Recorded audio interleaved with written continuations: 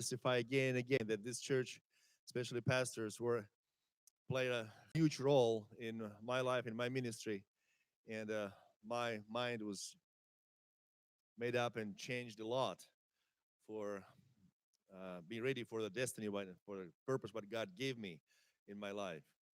And I'm so thankful. Uh, come back again like once a year approximately and give a little report, little testimony what God is doing. Pastor asked me to preach because he couldn't prepare a message for this Sunday. He he was busy preparing himself for a Super Bowl, uh, and I understand. Yeah.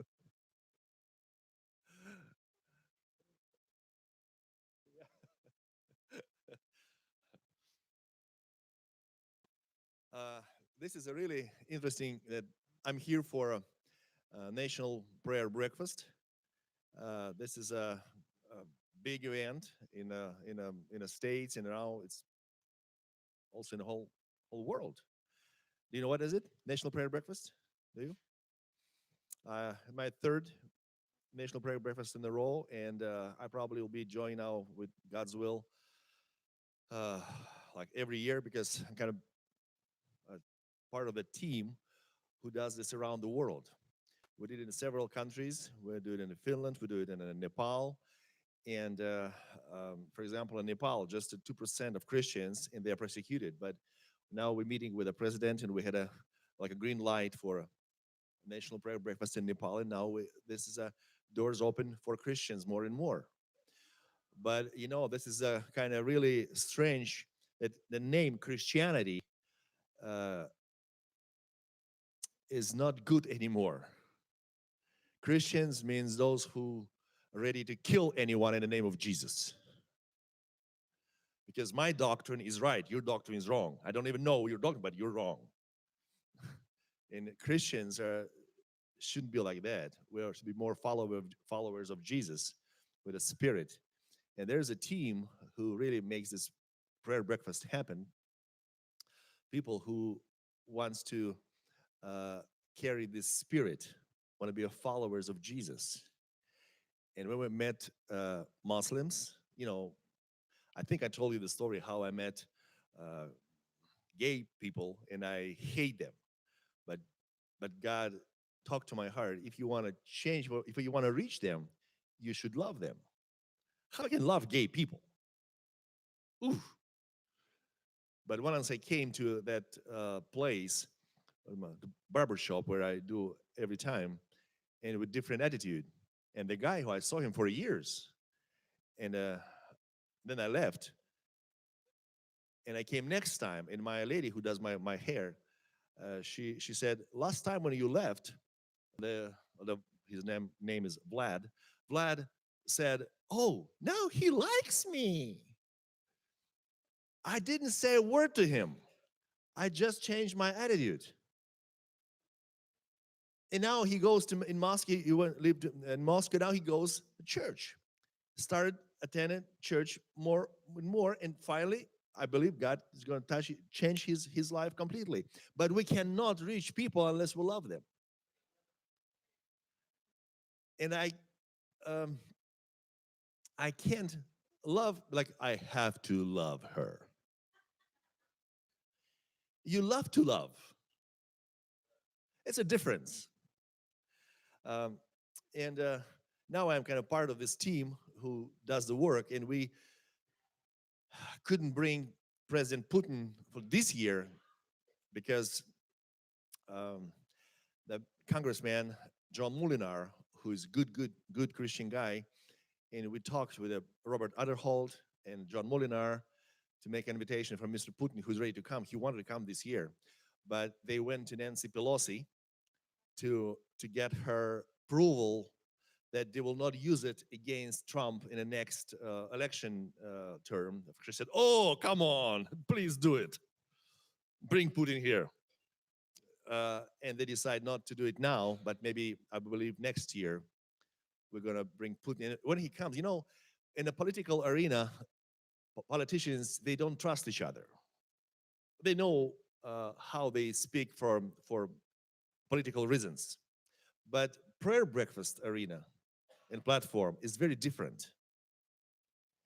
And we're going to bring now for May 8th, we have National Prayer Breakfast in Moscow, and some congressmen are coming from a states, Senate and a Congress. And you know, there's May 9th is a worldwide official day of victory over Nazi, and many presidents are coming to Moscow. Probably Trump is not coming just because the same reason, his election year.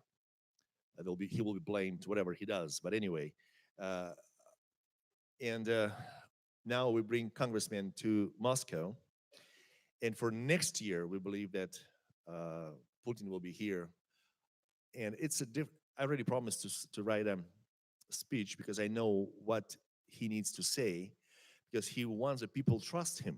Sometimes even Russian president speaks truth. You know that? And he wants to be heard by the world when he speaks truth. Please, this is the truth. People don't want to hear it. But a prayer breakfast place, there's a place where you can speak and people will believe what you said.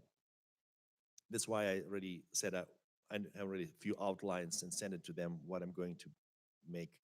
You know, this pastor team prophesied 15 years ago, I will be involved, not in a politics, but every king need a priest. Do you know that? All kings they need a priest. And Pastor Tim prophesied me 15 years ago that I will be involved with this political arena, not just like politician, but as a priest. And they need our help. They need us. And I need your prayers. Please pray for this. Is a very delicate issue. It's a very delicate subject. And if it goes successfully, evangelical church will be more free to do what we need to do for kingdom. And we're not, as I said, not a politicians, but we want to bring America and Russia and Israel together. If Russia and America will get along, whole world's problem will be solved. And Jesus, Lord's Prayer says that kingdom in heaven, like kingdom, God's kingdom will be on earth the same as in heaven. Someday it's going to happen. And it's not going to happen without making a bridge between Russia and America. And God using us to do it right now. And somehow, Pastor Tim knew that about 15 years ago. Also, I think I told you that before. When I was going to buy a building I couldn't find the right place, and I knew Pastor Tim was flying to Norway. I flew there for one day just to meet him, and he gave a prophecy that God has his own scenario for you, and you will have a building is like a hidden needle in a hay, in a stack of hay. Needle in a stake, yeah. And actually, what we bought is a Coliseum in a very downtown. Coliseum, calling means needle. And a stock is an address, because 100, is Nevsky 100, is the same word in Russian as a stock. It's so specific.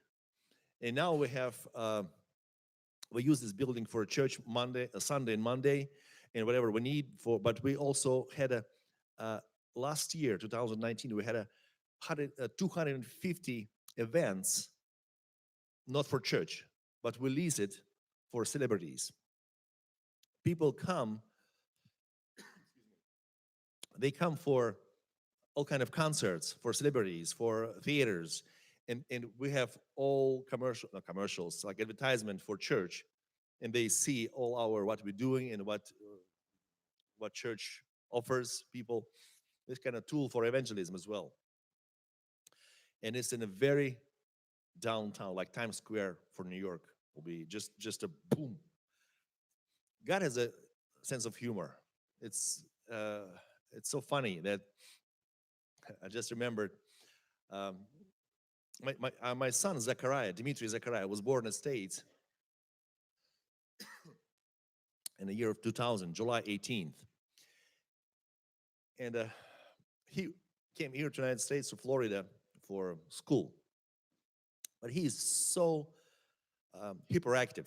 hyperactive. He cannot stay in a room just, kids who go to school. It's boring, isn't it right? Go to school is boring. That's true?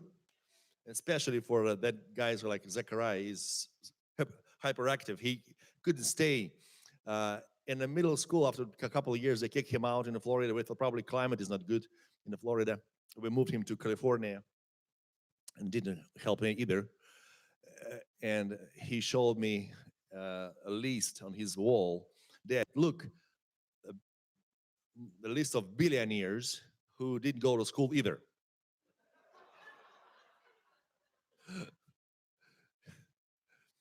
And really, God has a sense of humor. I was laughing, I don't know how many hours, when at night my wife told me that Zechariah, our youngest son, Dmetri Zechariah, in the age of 18, opened his own school. He's a principal of the school.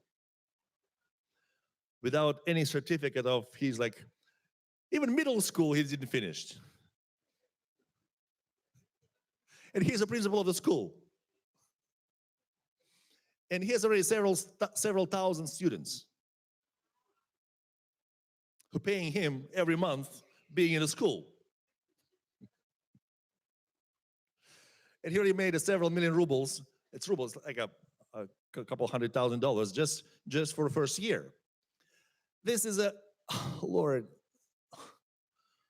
hold this world upside down. I didn't know it.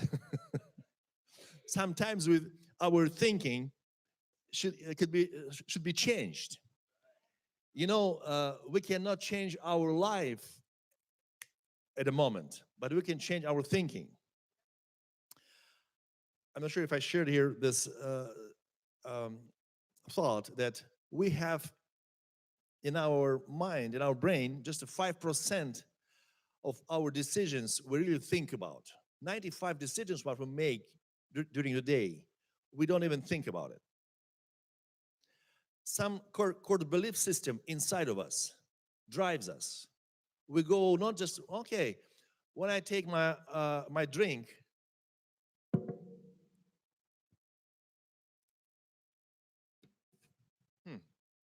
I should open mouth. Should I or not? Okay, let's open. No. We don't think, we just open the mouth, that's it. We drink, we eat. And 95% decisions during the day, we don't think of. It just comes naturally. Only 5%. Should I go to church this morning or not? Too many empty seats. They decide not to go to church. And God gave us this 5% as a free will to change core belief system. You cannot change your life in one moment, but you can make a decision to change something today in your core belief system. And then practicing, it will be changed there. And then your life will be changed. Because we attract not what we want, we attract who we are. And as our thoughts are, that's who we are. And our thoughts could be changed, not automatically. Bazaar at a house, it comes itself, like a mass. You never make a mass in your house. It just comes automatically. In the mass, yeah. But the order, you have to make it purposely. And you have to make purposely to change something in your core belief system. It should be your decision. And I believe that today we're going to have some good thoughts for us if we want to make this decision to change our core belief system. If I want to, or if I love to, or I have to make these changes in me, it's up to me. Once I got a gift, a Rolex watch. It was probably the cheapest out of Rolex models, like $3,000. And one day I gave it away, and a few days, like a couple of weeks later, I got a gift again, a Rolex watch. It was like $15,000. It was good seat, isn't it? When I planned this. I love that watch. There's 15,000. Oh, I loved it. I love it so much. This is beautiful watch. I loved it. Ooh, it's so good. I never had such a good. But in the first day I got them, I knew I want to give it away. And like first 5-7 years, I was praying, Lord, show me the person. I want to give my watch away. I'm praying and praying and never see the person. I don't want to do it like by flesh. Okay, here's a rich person, I just take it. No, I want to really be led by Spirit. And I came to visit my son Zechariah. He went to school, Bethel in Reading, Bill Johnson's school. And I was visiting him there in February 2017. And we sleep in the same bed, and I see a dream that I gave this watch to my son. And my dad, who's in heaven now, standing by us and like a witnessing. He's a witness, and the blessing that I give. My son is Dmetri Zechariah. I'm Dmitri. My father was Dmitri. It's kind of generational blessing that he's watching me to passing this watch and blessing this. When I woke up, I sat in the bed and still trying to wake up myself with, Lord, what is going on? I have 4 boys. Why youngest will get a watch? What the other boys will think? I know he always wanted a Rolex. Even he went to the school, Bill Johnson school. They ask, what is your dream? They should write a dream before they went to school. And he said, this year, I want to have Rolex watch. I knew that, but it's still like how I would never think give this watch to him. It should be given outside of the family to someone. But in this dream, I give it to my son. And I'm thinking, Lord, what is going on? And when I was thinking, the youngest Dmitri was like, oh, Lord, oh, so good. Zechariah, what's going on? Dad, I saw such a good, nice dream. I said, what kind of dream did you see? You gave me your Rolex watch. I said, what?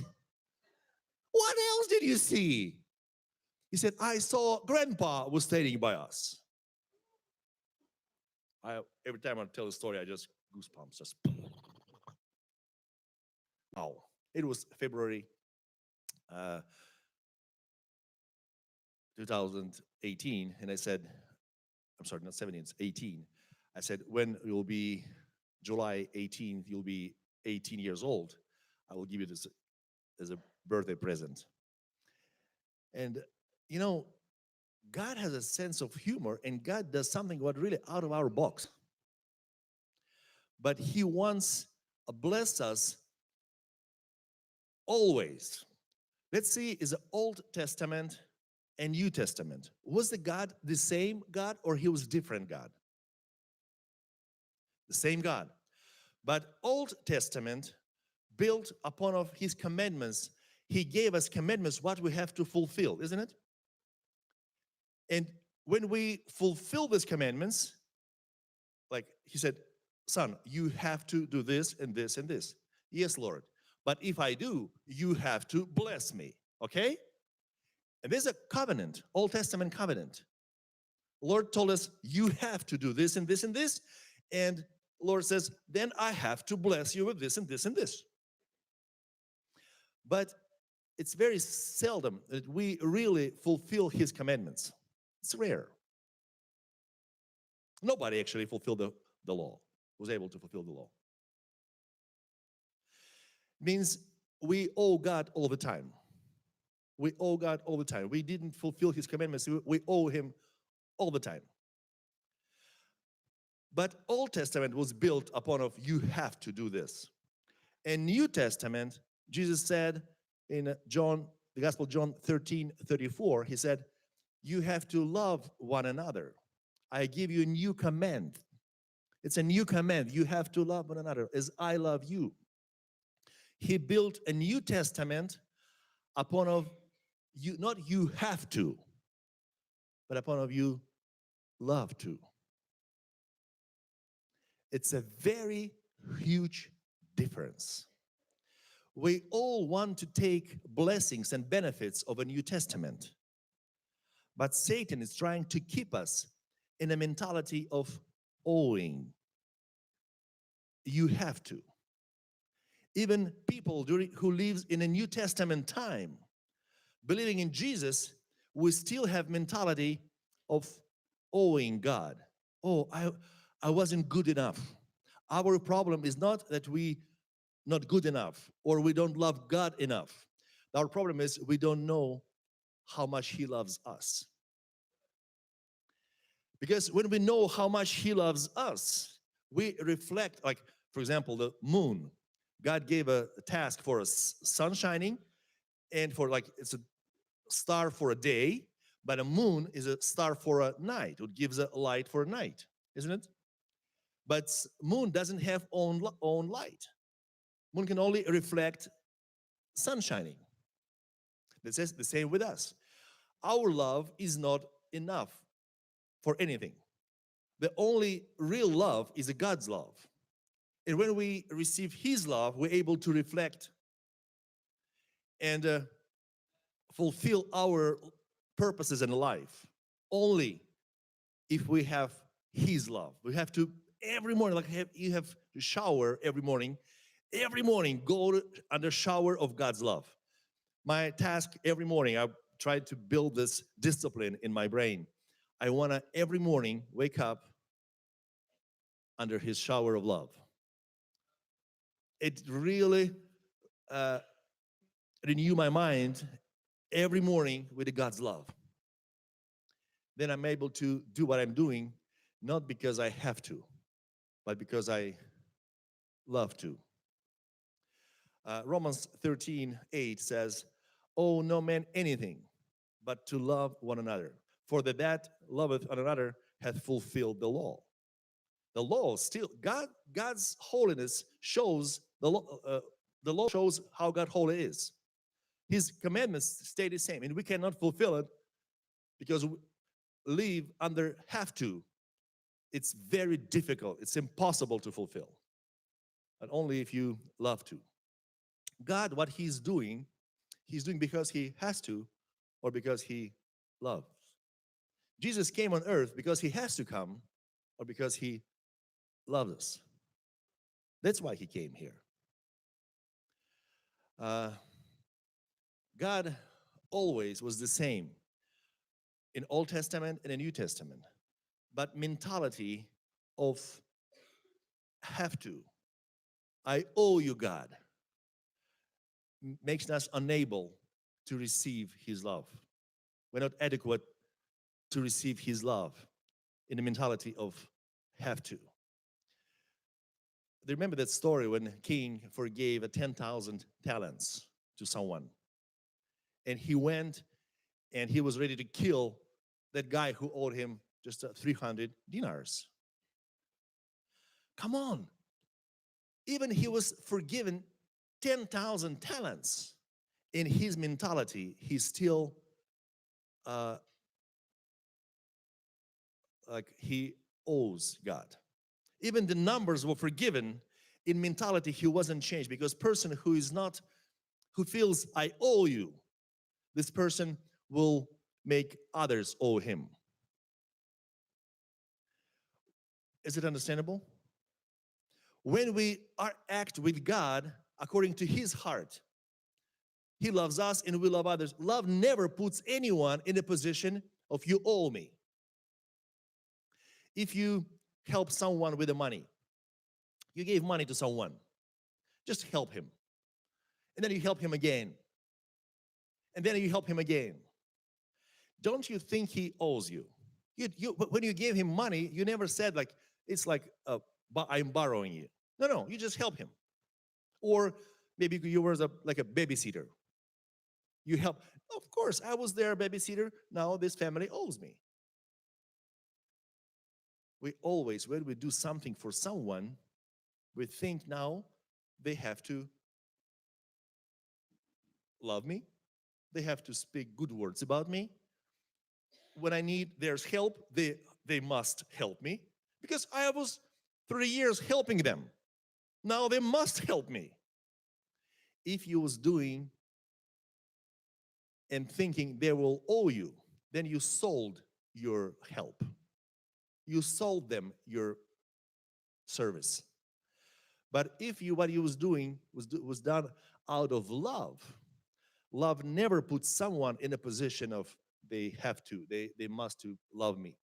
Parents, when we raise kids, we think, I gave all my life to my kids. Why they don't like me? Why they don't respect me?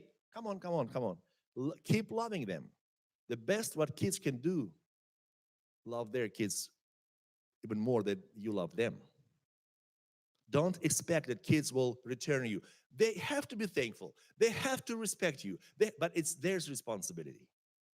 But what you were doing, if you were doing out of love, you never put someone in a position of they owe you. Apostle Paul saying to Galatians that the law was a schoolmaster as to Christ, wasn't it? Because a law says you have to fulfill this and this and this. But it's not a real life in the benefits of New Testament.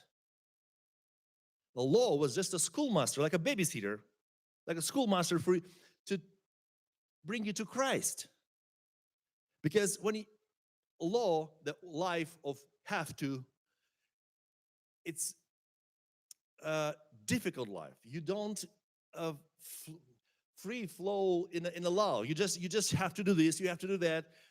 And then you come to Christ and understand how much He loves you. And then what do? You do out of love. It changes your quality of the life.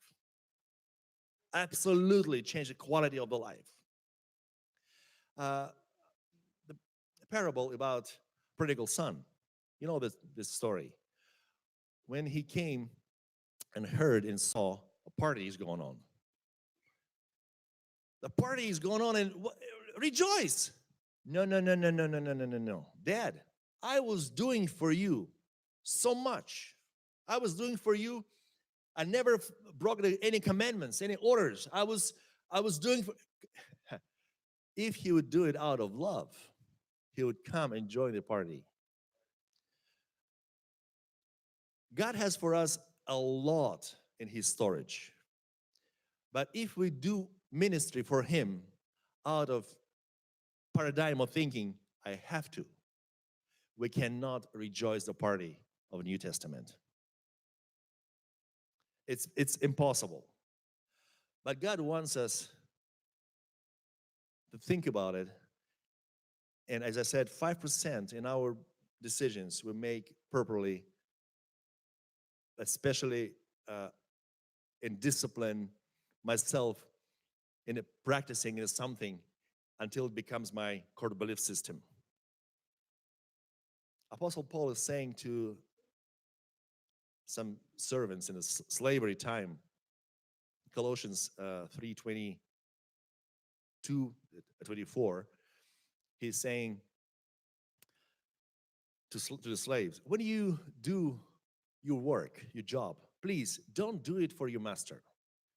Do it for the Lord, because you expecting reward from the Lord. It's very much applying to us today, because we go to work, and at work we can say, you don't really know my master, my boss. He's so bad. He doesn't like me. He doesn't respect me. He doesn't pay me well. I tried much harder work, but he still not reward me properly.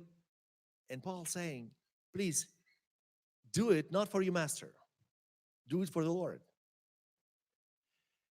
It is, you can do whatever, wash the floors, teach kids, whatever you can do. Just, I'm doing for the Lord. What this paradigm of thinking really does in a spiritual realm. it changes your rewarder. If you do it for boss, he is your rewarder. He's the source of your salary. But if you do it not for your boss, the same job, the very same job, but you're doing for a Lord, it means you switch who is your source of payment.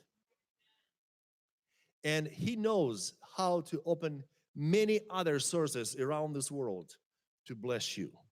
Because you do for this boss because of you have to. You hate your job, you hate the boss, you hate whatever you do, you hate the process of what are you doing. Jesus said, what was planted not out of my Father, it will be not rooted. It will be, is it right? Because Father is a love. God is a love. And whatever you do not with love, it doesn't bring you the fruits. You exhaust yourself out. You hate your job. You hate people around you. It's not up to your boss. It's up to you. Change your attitude. I will do it for the Lord. Lord loves me. Thank you, Lord. I love you. And my life become a worship. Because what we do in a manner of a reaction of his love. We just love back. And what we do is comes out of love. And God says, okay, I'm your rewarder. I will pay you salary. I will find a way how to bless your life. God has amazing sources. We never thought of it, but God has a lot of good sources. And I know my own life. I do something good for these people, but God bless me from other sources. I was, some people called me a businessman because I own business and they think I'm a businessman. I'm telling you the truth. Wherever I invest money as a businessman, I lost it. Whatever I do for kingdom, I never expect that because from my childhood, I had a great dream, desire to preach the gospel, bring people to Christ. When I was building a TV station, which was horrible for me, it's like I have to every day problem where I can get money to pay salary to people, pay taxes, to pay TV tower expenses. I mean, it was everyday problems, but somehow God turned it around. I never thought I will build TV station for my own benefits, but God turned it all around, and it became for several years, government of Moscow paid me a huge salary. I think I told you the story. I was afraid to when I sold the station, and I was afraid to, there's an American partner. He decided to sell it. It was the right decision, I believe. And the government of Moscow wants me to stay there and work for them. They bought a station, but they want me to stay there and work for them. And I stayed, but I was kind of shy. If you don't know, I'm a shy person. I was shy. Asked them to pay me $3,000 a month, because when I was owner, I paid myself $2, but it was very rare I could get $2, because when you pay first everybody and taxes and a TV tower expenses, then you have no money for yourself. But now I was going to ask them to pay me $3, and for several hours I couldn't pronounce the word 3. And a vice chairman for this TV station for a huge net all over Russia, she said, come on, tell me how much you want. And she was doing her work on a computer. I just drink a tea. And every time when she asked me, I like, oh, what is beautiful weather today? I was trying to pronounce 3. After a couple hours, she said, I got to go home now. It's a Friday night. We should go. Please, will be $5,000 enough for you per month? I was choking because I had a cookie. The cookie just stuck in my throat. I said, I'm sorry, Dmitri. I didn't want to offend you. 10. Is it 10 okay? This is a fruit of the spirit, like self-control. Self-control was really good in me. And I said, 10 is better than 5. She said, okay. I know you want a 15, but let's make a deal. Not yours and mine. 12 and a half. I didn't say a word. I was trying to ask for 3, and now she's offered me 12 and a half. When I got contract, it was written 15 anyway.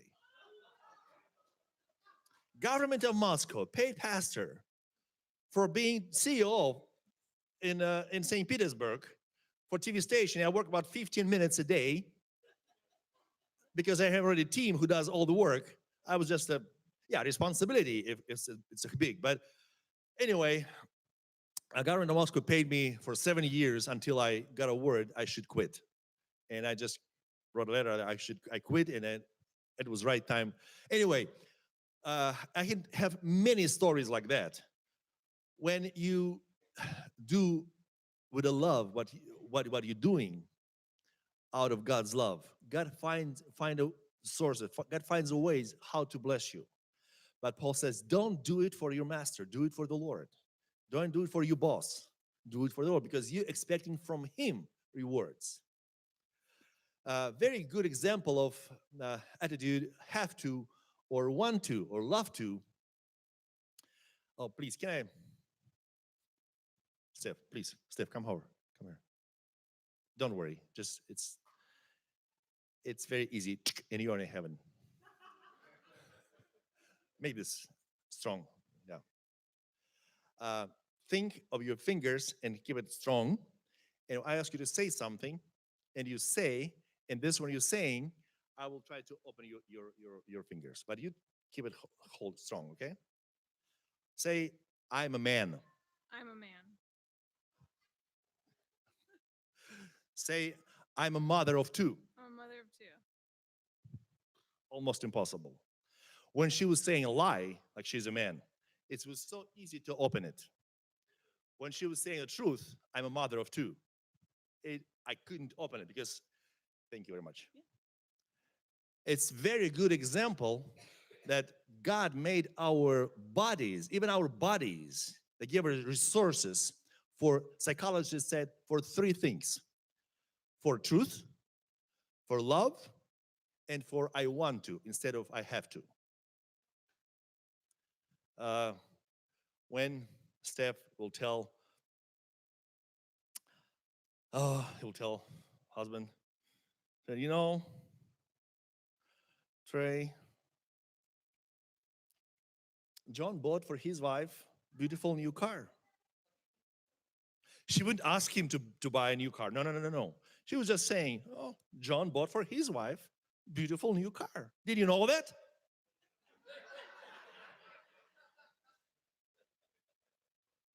Yes, he does. He does know it. But he doesn't have that much money like John has. And now his wife put him in a position he has to. She never said, you have to buy me a car. No. But she put him, you know, ladies are kind of manipulative. She put him in a position he has to do it. But he cannot do it right now. And he feels guilty. First, he couldn't do it. Now he feels guilty. It's even more loaded. And because he's even more loaded, he couldn't do it even more. Couldn't. But if he were thinking, oh, my beautiful Steph, she gave me such wonderful kids. I want to give her a beautiful new car. The all spiritual world around you, all body sources will open. God made us according to His image. What God is doing, He doesn't do it because He has to, because He wants to and He loves to. And I have to bring my kids to vacation. No, if I really love my kids, my wife, I want to bring them to vacation, and I want to make money. I want to make money to make a good vacation for them. Something happened. I'm telling you, if you want to do something for your kids, if you want to do something out of love to your wife, something will open from somewhere. Body gives you resources to do it. New ideas will come.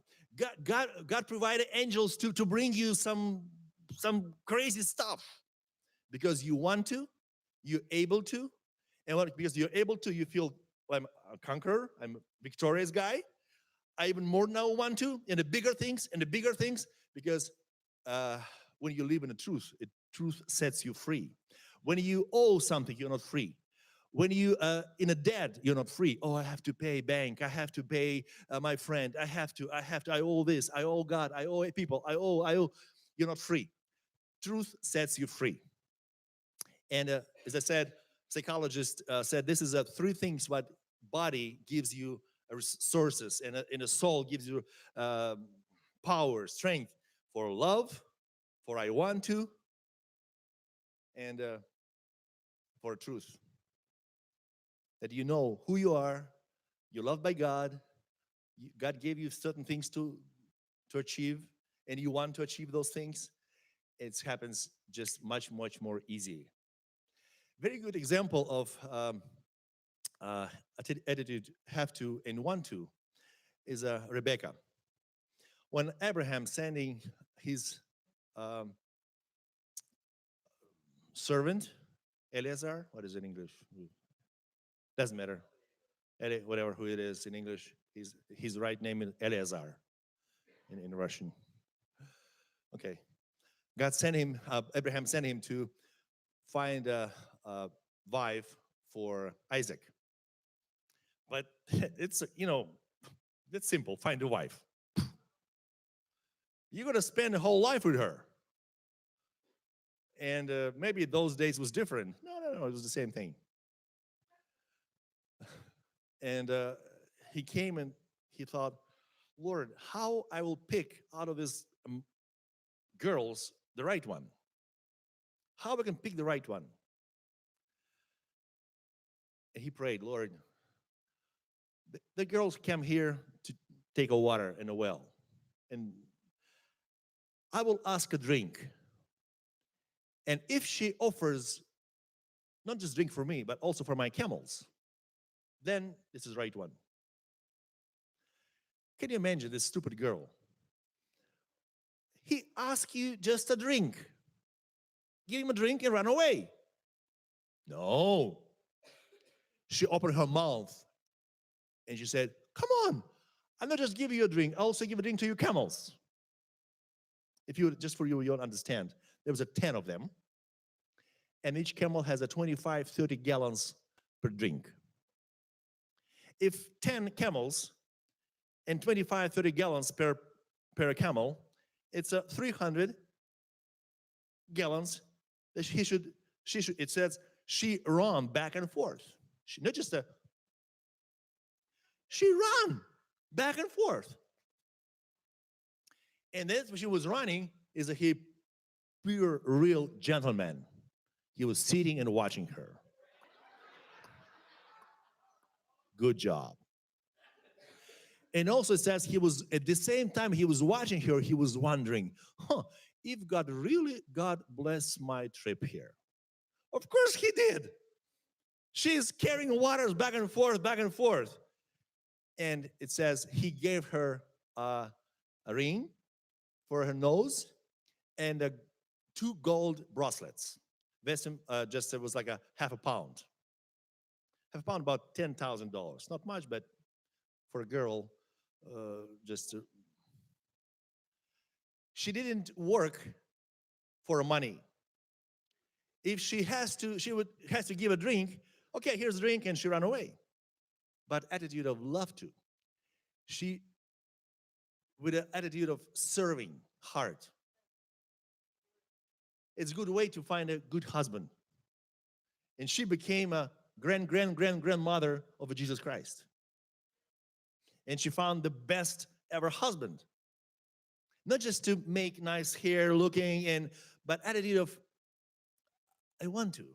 I love to. I want to not just give drink to you. I want also run back and forth and give 300 gallons of water to your camels. How many of us want to give 300 gallons of water? Not just open top on your shower, no, just run. And when she brought those, she came first to the house, and she shared the message with a father and a brother, Laban. And when she was sharing the message, they didn't move. But when she showed the gold, it says Laban just ran to that guy. It's a very different attitude. Later, when we read the Bible, we see when Jacob came to his uncle and worked for him, how God blessed Jacob with attitude of love, and how God took away blessings from Laban. Can you imagine how his 10 camels were loaded? He didn't take 10 camels just for half a pound of gold. Those 10 camels, they didn't carry half a pound of gold. They carried a bunch of stuff. And when these camels were waiting with a loaded, and he said, please, would you give Rebecca, get married to my Abraham's son, Isaac? They said, yes, we will give it. But please, would you stay here for 10 more days? We will cry, we will hug you, we will, because our daughter will be departing from us. Please, would you stay for 10 more days here? He said, let's ask the girl. Let's ask Rebecca. Rebecca, would you stay for 10 more? No. I want to go now. I want to go. Here's your father. Here's your mother. Here's your brother. No. I want to see that guy who gave me 10 camels of gifts. Of course, those gifts were given to all family. But she saw, and she was ready to go. Mama, bye-bye. I want to see that guy. And she became a good wife. She became a grandmother of Jesus just because a very simple attitude in her heart. You know, we see a blessings of someone. I want his blessings. I want her blessings. Come on. Don't you want to change your attitude? No. I want just blessings. It doesn't work. You have to make purposely a decision from this 5% of your thinking. Put it down in your core belief system to change attitude, paradigm of thinking. I'm doing what I'm doing, not because I have to, but because I love to. And you will become a magnet, a huge magnet of blessings. Kids, when we grow up, we have to, it's easier from a very childhood, change it. Now when we are grown, it's harder. It's easier for kids. Do what you do with your love, with the attitude of gratefulness, instead of, you owe me, guys, you should give me. Parents, I'm your kid, you have to do it for me. No. It's a big difference. May the Lord bless you. And Apostle Paul is writing to Philemon, and he said, I have a right to commend you because you owe me with your own life. Apostle Paul writes to Philemon, but I better ask you, do it with the love, not because you owe me. And reconciliation took place. Just do it, not because you owe me, but because you love me. Because you love. It's a whole big, huge concept, but very simple. It depends on what is in your core belief system. Because you have to or because you love to. I want to do what I'm doing because I love to. I love my people. I love my church. I love preaching. I love God. But I love all what I'm doing as love because, first of all, I receive His love without being sure in His love. Because without being positive, He loves me so much, I cannot do anything what I'm doing with love. Otherwise, we'll very soon do it again, what we're doing, because we have to. But if I believe in His love, if I practice His love, if I like a shower every morning, receive His love, then I'm able to do all day long, all week long, all my life long, to do what I'm doing with the love. Amen.